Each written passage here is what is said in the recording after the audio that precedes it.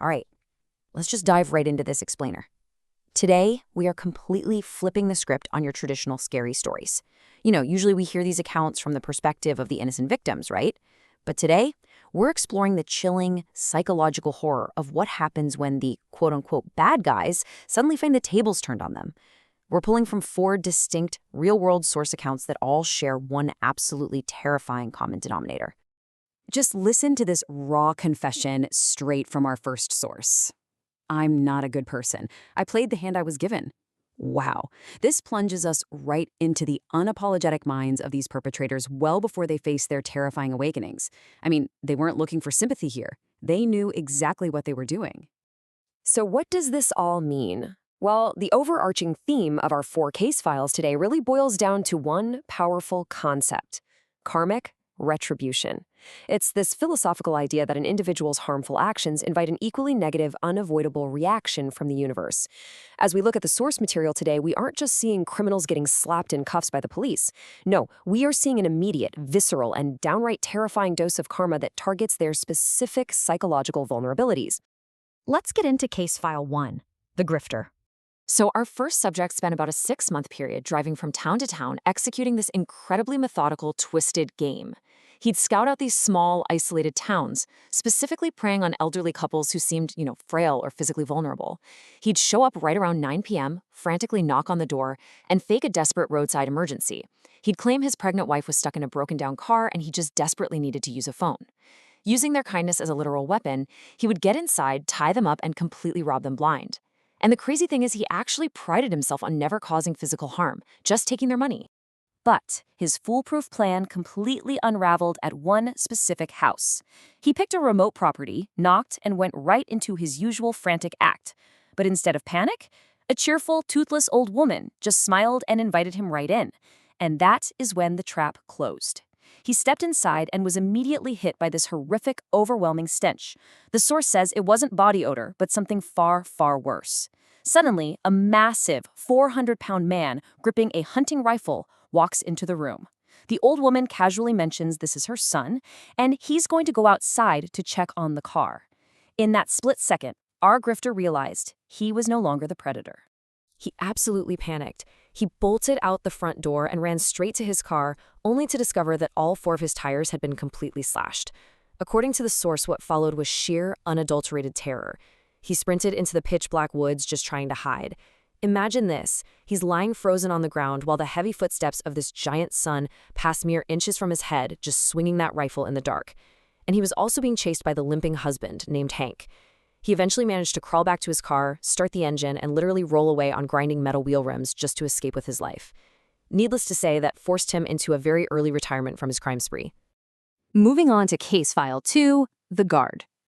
Okay, so this overnight security guard at a strip mall decided to spice up his insanely boring job by turning into a thief. And get this, he thought he was an absolute genius. He mapped out the massive back rooms connecting the mall's stores to the security office. He carefully cross-referenced those locations with the camera feeds to find the absolute blind spots. He even tested these spots by doing silly dances in them, truly a criminal mastermind at work here, and then reviewing the tape to make absolutely sure he was invisible. Once he confirmed it, he began methodically stealing expensive inventory, like sneakers, completely untraceable, no digital trace whatsoever. He convinced himself he was an untouchable mastermind, but, well, he soon found out he definitely wasn't alone in the dark. This stark contrast here between the objective security footage and his terrifying reality is just wild. On one side, the camera footage just showed a lone guard acting completely insane, running erratically through empty store aisles, waving a flashlight wildly and shouting at thin air. But on the flip side, in his reality, inside those very same blind spots he used to steal, he started hearing disembodied children laughing and whispering all around him. He literally saw a shadowy child wave from the end of an aisle. And the absolute breaking point, the voices distinctly whispered his full, real name in the dark. His little playground had instantly become a psychological nightmare. He quit on the spot. Next up, case file 3, the stalker. This case takes us into the chilling account of a socially awkward college student whose infatuation with his project partner, Emily, spiraled completely out of control. Notice how this timeline maps it out. It started on day 1 with what he told himself was just a harmless digital crush, harmlessly scrolling through her social media accounts. But by day 3, he's actively analyzing the backgrounds of her photos to pinpoint her neighborhood. Week 2 rolls around, and he's found her home address and is physically driving past to spot her red college car. He really thought he was the one in control of this dangerous boundary crossing. That is, until week 3, when he was sitting in his own room and heard a sinister, sweeping tap against his own bedroom window in the dead of night. Just like that, the stalker became the stalked. Our source describes seeing shapes of people standing uncomfortably close to his own windows. He endured aggressive, continuous doorbell ringing late at night and heard voices demanding he open his front door. It was so intense, it forced him to live completely in the dark, locking himself inside his grandparents' house for days. He couldn't go to class, he had to have all his food delivered. He was totally paralyzed by the exact same fear he had unknowingly inflicted on his classmate. Desperate and terrified, he eventually broke down and sent Emily this exact text message: "Please stop sending people to my house." But here is the most chilling part of this whole account. He watched her typing bubble appear, then disappear, then appear again. When she finally responded, she was completely confused. It hit him with absolute dread that Emily might have had absolutely nothing to do with the people outside. To this day, he has no idea who or what was hunting him. Let's move to our final story. Case File 4, The Reverse Thief. Now, this is a deeply disturbing case of a lost individual who found an exhilarating high in trespassing. He literally called himself the Reverse Thief, and this completely breaks the mold of your traditional burglary. See, he wasn't breaking into empty homes to steal valuables. He was stealing their peace of mind. He would break in just to leave highly specific, confusing items behind. I'm talking about leaving a bright pink hair tie and an eyeshadow pencil in a married couple's bathroom, and then literally hiding in the bushes outside to listen as the couple violently argued over suspected infidelity when they got home. He fed off the psychological torture he was causing these people. But let me tell you, that twisted thrill completely evaporated when he returned to his own locked house one day and found the universe turning the game right back around on him. First, he finds a single yellow flower in a vase on his counter with a note reading, "We know it was you."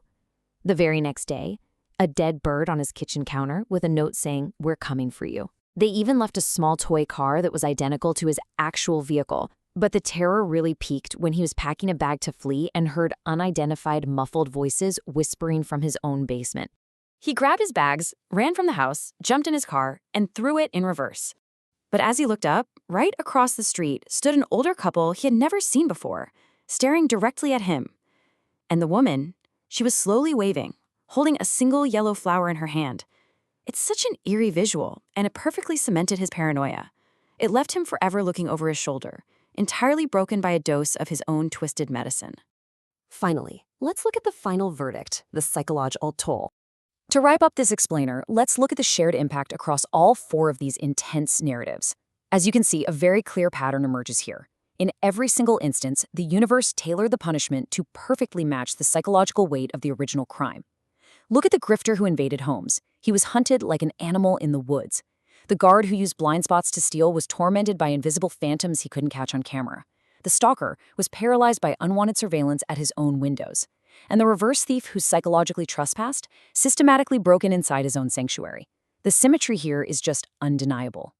So in all these chilling tales of retribution, it really forces us to ask the question, who truly holds the moral high ground here?